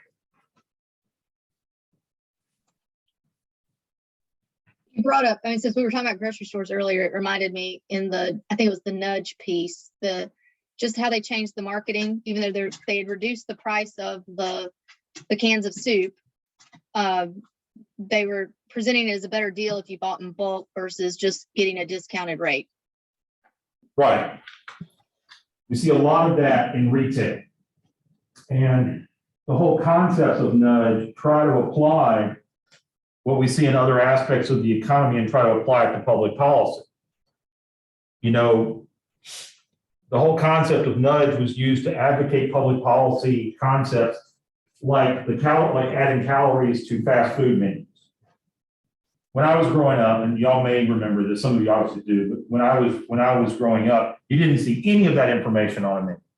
You saw the product and you saw the price, and it was a lot less than it is now. But nowadays, when you look at anything, it has on there the product, it has how many calories it is, and then the price. Now, ideally, and this is where behavioral economics tries to lean on traditional economics, ideally, what should that do? If you see the calorie value of something, what is the goal? What is the goal of the policy? To reduce calorie consumption, right? The goal is to try to encourage you to buy the lower calorie option. Does it actually happen? No. Does anybody, and you don't have to, I mean, does anybody take the calorie content seriously when they look at the fast food menu? Okay. I think I'm the only person. Usually I'm looking at it from the standpoint of how many calories I get versus how much it costs. And I'm looking at going, how many calories can I eat? If I can eat just one of something for $2 instead of, that's what I try to do. And I look like it too. But I ran cross country in high school. There was a time where that was the case, but say again? Yeah, exactly. But the reality is that even when we try these things, even when we try to test behavioral, even that can't be, even the concepts don't always necessarily work because it's still dealing with an uncertainty of behavior. Because behavior is affected by human senses, human emotions, and other human drivers. I mean, we're still trying to figure out how certain political decisions happen. We're still trying to figure out how certain acceptances or non-acceptances of policy occur. Going back to food, the whole effort that was made during the Obama administration to change school lunches. Again, it was the idea of, it was twofold. One is to improve the nutrition value in food, improve the nutritional value of the food that was being served. It was also done to encourage kids, based on what they were eating at lunch, to encourage them to then redirect how their households were making food at home. That's not talked about as much. Again, it was another nudge approach. Was that successful? Absolutely not. Part of that was implementation. But a lot of it also had to do with the public just was like, no, they felt like their strings were being pulled. for one way or another. But wasn't the other half of that, they pushed back by the food industry itself? It could be, yes. Came out with the bulk buy, this buy, and they reduced the dollar menu, they put those things in place to compensate for the challenge that was faced by the government. Exactly. So you make a good point. So, and they get more visibility than the government does. They do. Quick news release, you got McDonald's commercials. Say again? You got, I say, quick news release for the government, then every day you're inundated with commercials about food. Right. All those different Pizza Inn, Pizza Hut, you know, get the big, huge, whatever for $5.99. Just, I mean, it's convenience. Convenience is often costly. It is. There was an interesting article done by a woman she was a writer, but she wasn't working for a newspaper, but she got an op-ed published, and she was talking about the way in which public health tries to communicate information about, and she was on food stamps. She was somebody who wouldn't think of being on food stamps, but she was on food stamps, and she also had kids and she was pregnant. And she was talking about, because of the fact, well, it's not food stamps anymore, it's EBT, but she's on EBT and she's able to go into a store and she's picking the microwavable burrito, which from a health standpoint is probably not the most healthy food option that's there, even if the EBT eligible. But for her, she's explaining that based on the price, based on the content, that and she was making a traditional economic argument, not just a behavioral economic argument, but making a traditional argument to say, this is the best value for my money. And so she talked about how, and it's like the biggest challenge that we learned with making these changes is that a lot of households simply don't have the tools, the resources, or the knowledge to be able to prepare the type of food that we would often consider to be healthy. And then once you try to prepackage anything, it's going to have not healthy stuff in it. There's no way around that. So there's a lot of things that didn't work. Also, the same policymakers who were challenging it were still writing rules when it came around anyway. They were winning on both ends. So there's a lot of this helps. I hope this helps us understand, because behavioral economics often, they can play as a constraint. They can also play as an opportunity to advance policy if done properly. And in a lot of cases, they can be a constraint. We will be going back to this throughout the course of the semester, and then we will reevaluate it more significantly at the end. Are there any questions? Okay. So, obviously, when we hear the word economy, we think economics, and when we think of economics, we think of data. And yes, there is a lot of data. And so I want to take this opportunity to introduce you to some of it. When we look at data, I categorize it into three different ways. First of all, there are indicators. Indicators are developed by economists to show, to try to reflect economic condition. They're not direct measures of economic activity. They're formulas that are developed to kind of give us an activity of where economic activity, give us an understanding of where economic activity is, was, or will be.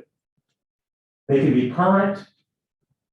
We can see data for a particular month or a particular point in time. They can provide us with trends over periods of time. And they can be segmented so that we can look at it from a global, national, state, or local perspective. We also have statistics. Statistics is raw data. Like today, there was a report on retail sales. The Census Bureau is responsible for calculating doing retail sales reports.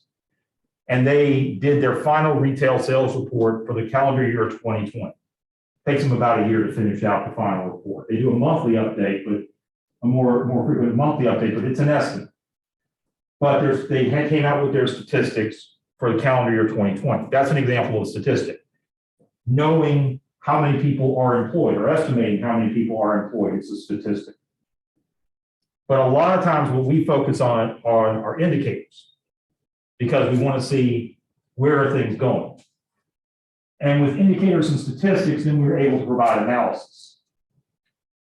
And what I encourage you is, along with looking at the indicators and statistics, is also to look at the analysis that's out there, because the analysis will help you understand how pieces work together, or have a better understanding of how these indicators and statistics are influenced in time.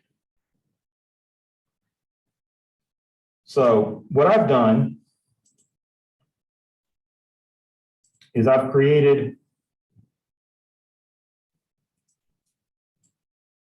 a directory of economic resources. Now, there are a variety of groups and organizations and agencies that produce economic data. Several of them are in the federal government, and the Federal Reserve is one of them. And the Federal Reserve, of course, is comprised of the main Federal Reserve as well as the regional banks that represent all different places. Each Federal Reserve region has kind of its own specialty, or certain specialties. Some of them share them, but generally, but they're not all specialized in everything. The St. Louis Federal Reserve many years ago was given the responsibility of kind of being the economic repository or library. And it developed an online tool long ago called FRED.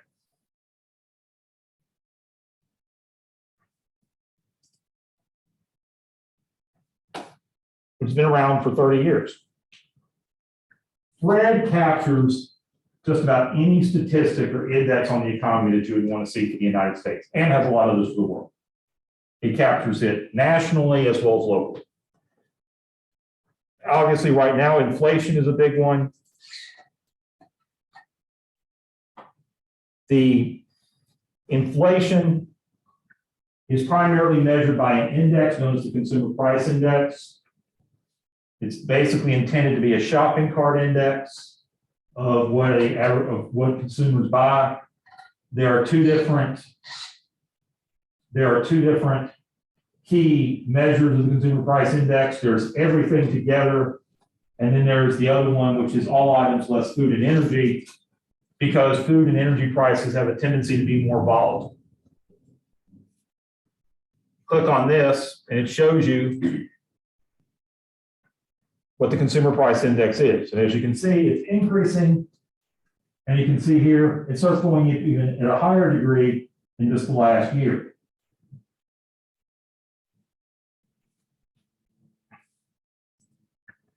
It allows you to adjust. Let's say I wanted to change from a year, I wanted to see the change from a year ago, or the percent change from a year ago, I mean.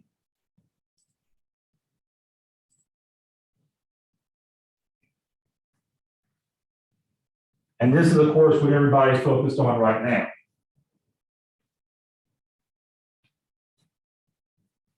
This measure started in the 50s. And things were okay until starting to be about the late 60s.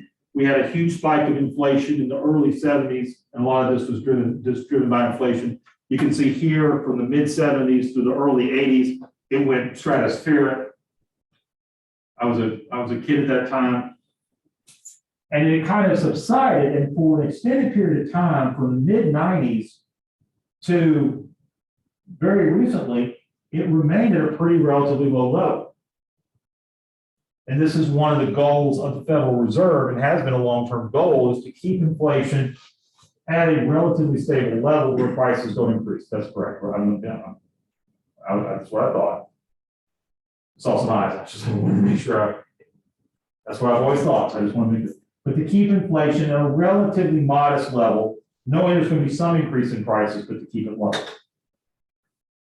But in the last year, it shot up again, and is now at 7% compared to last year, which is a pretty significant increase.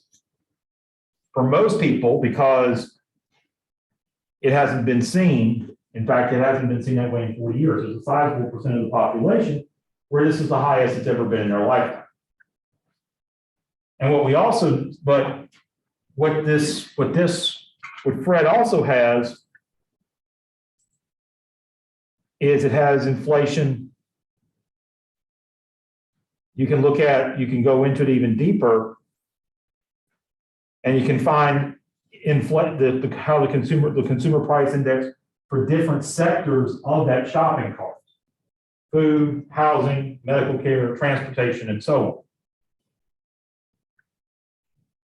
But it's a very good resource for data.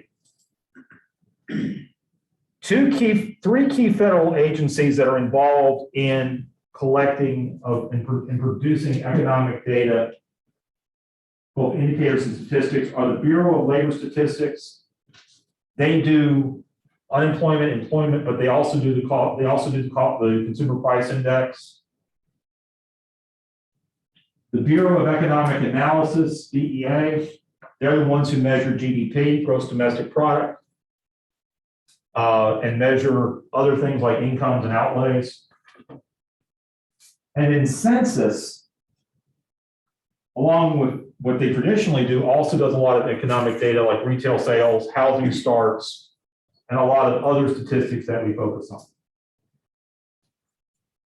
The next one I have below there is the Conference Board.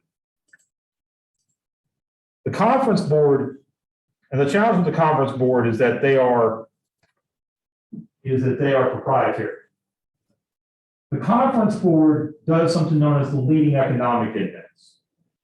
The Conference Board's goal with their economic indicator is to try to give an idea of where the economy is headed over the next 6 months.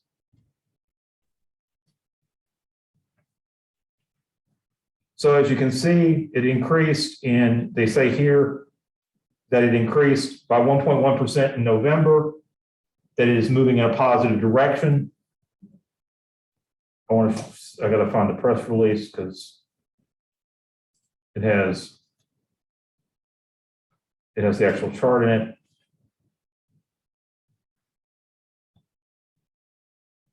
There we go.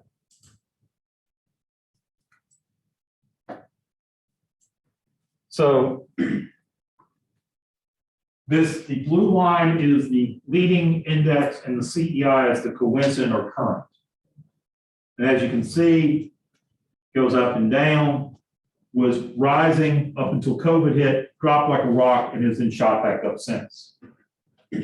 Indicating that, and what the leading economic indicator is there for is that it's an index that's used to predict, based on various statistics that it puts together and does an equation on, is to try to show where they think the economy is going, again, over the next 6 months.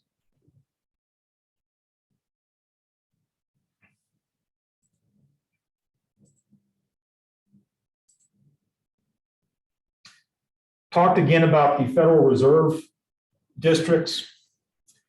The Richmond district represents North Carolina, South Carolina, Virginia, Delaware, Maryland, and the District of Columbia.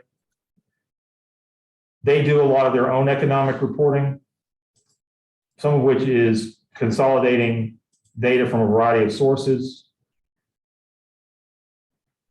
So like you can go here and you can pull up reports about North Carolina. Not only does it include information about the state overall, but it also includes information about various metropolitan areas, including Raleigh, where it shows, like, for example, employment in Raleigh as of November had increased compared to last year by 4%, which is not a surprise because already Raleigh has recovered from its COVID losses from an employment perspective.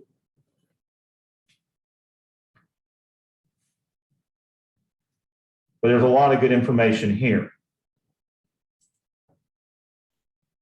And the reason why I show this information is because when you're forecasting revenues for budgets, or you're trying to understand potential service levels that you have to meet with other programs or initiatives that you want to put into place, it's important to look at this information and evaluate it so that you can be able to be in a position to be able to serve not just how much is there, but also the condition in which it's in.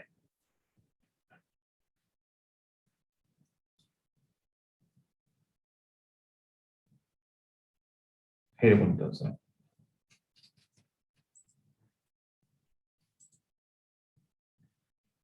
There's also data that's collected by the state of North Carolina. D4 is their employment database or their employment statistics database.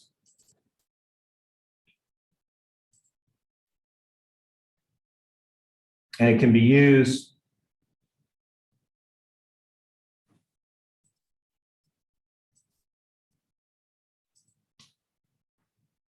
we can look at unemployment data.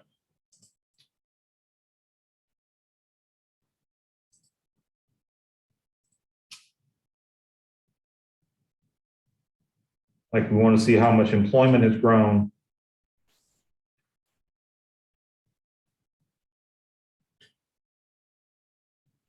We can see here data showing it. There's seasonally adjusted and non-seasonally adjusted. When you see seasonally adjusted data, it means it tries to remove the volatility that's created due to monthly collection and how seasons and different patterns can affect it. Non-seasonally adjusted means it's raw data. And it's, for my purposes, when I'm evaluating the economy at a local level, I like to see not seasonally adjusted data because I need to understand current conditions. Like, for example, some of you know, we had a major fire in Edgecombe County right before Christmas that took out a QVC distribution facility. Last week, QVC announced that they're laying off the entire workforce of that facility, which is over 1,900 workers, which in reality ends up being about close to 10% of the total workforce, of the total employed force of Edgecombe County. About 8% of Edgecombe County's total employment is in that one facility. Now, the good news is there's a lot of other jobs available. They may not necessarily be in Edgecombe County. So do we have to deal then? We have to then look at the ongoing effects of losing this employer and what that can mean to migration, what that can mean to the circumstances that families face where these people can't necessarily travel to Garner or to somewhere else for work. Obviously, a lot of people think everyone's going to Garner because Amazon's got their facility there, but there's a lot of uncertainty that we have to look at in regards to that, and we have to look at it from an actual perspective, which is why we like to look at non-adjusted data.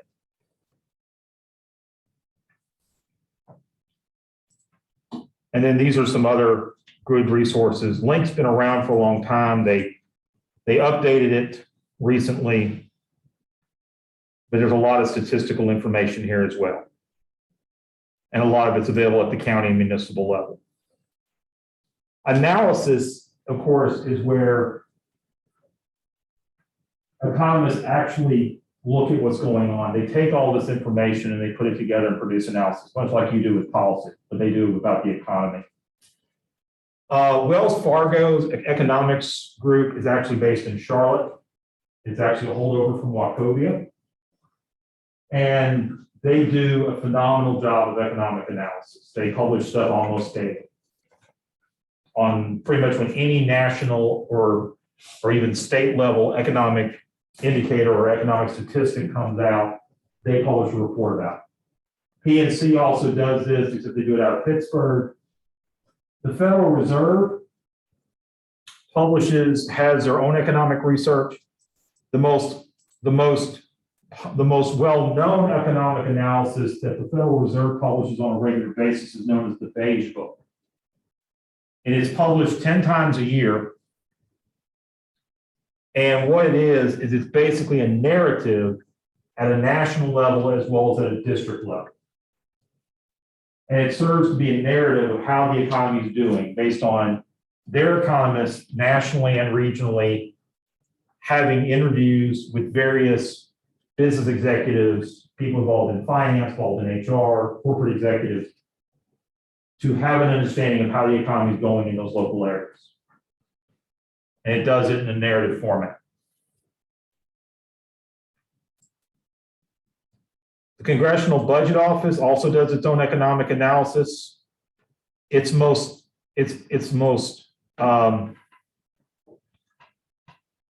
popular product is what's known as the 10-year budget projection. It is mandated by statute to do this.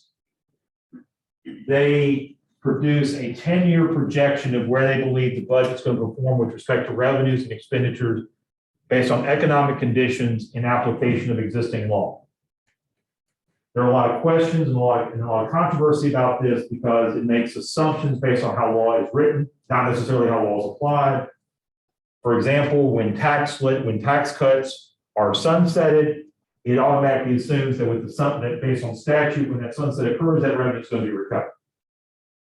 Which of course, most of us know that when tax credits are sunsetted, they're only sunsetted for a period of time and then they're extended before the sunset occurs.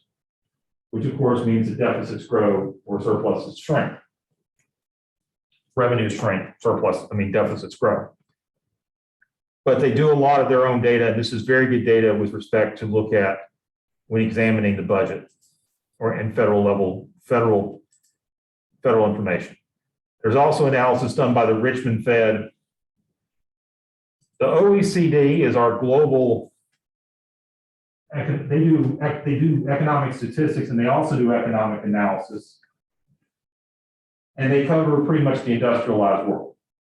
They do cover some of the unindustrialized world, but their primary focus is on the industrialized world.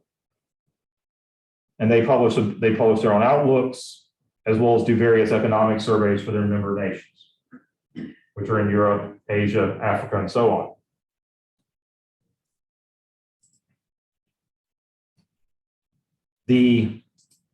Another resource that's out there that some people use from time to time is put together by the Fiscal Research Division of the General Assembly. And they do economic analysis work with respect to understanding state revenues. Because they have to, of course, forecast where revenues are going to be. That's how they're able to figure out there's going to be surpluses that are going to be available to be spent in the following year, are going to be able to be used to adjust revenue tax policy going forward.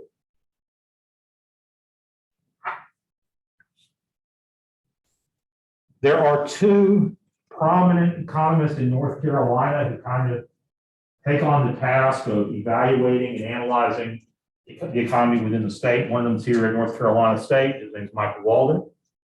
He no longer teaches here, but he is on faculty. He does a lot of economic analysis work. He's probably the best known economist in the state. His website looks like it was made in 1997. But he actually does, one product that he does is he does his own statewide leading indicator index, which you can see here. I've seen his presentations. I've met him, talked to him. He's a great guy. Probably someone who could learn a little more about PowerPoint, but then again, all of us could. But he does this analysis and he gives an idea of where the data comes from for his economic indicator index. Does an excellent job with this. Explain the various measures that are used to calculate leading economic, where the condition of North Carolina's economy is going. Lastly, the other one is at the University of North Carolina at Charlotte. His name is John Connaughton.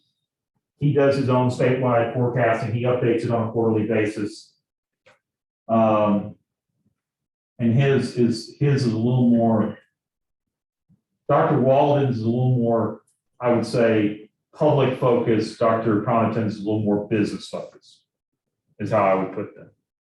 But these forecasts are available these are available to the public. It's a good way to learn about the conditions and positions of North Carolina's economy, and they both do an excellent job. So I hope that information was helpful.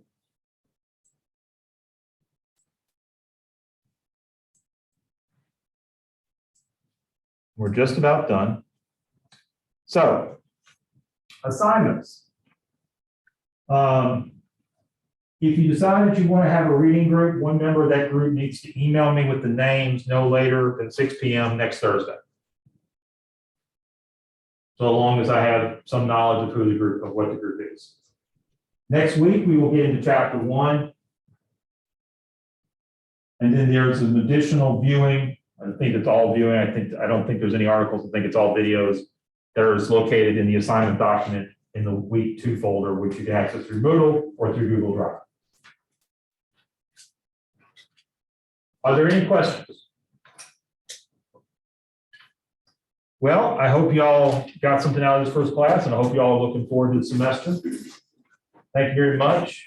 Stay safe this coming week with the snow and all. Have a good rest of the evening. Thank y'all. Thank you. Thank you. Thanks, Dr. Under. Thank you.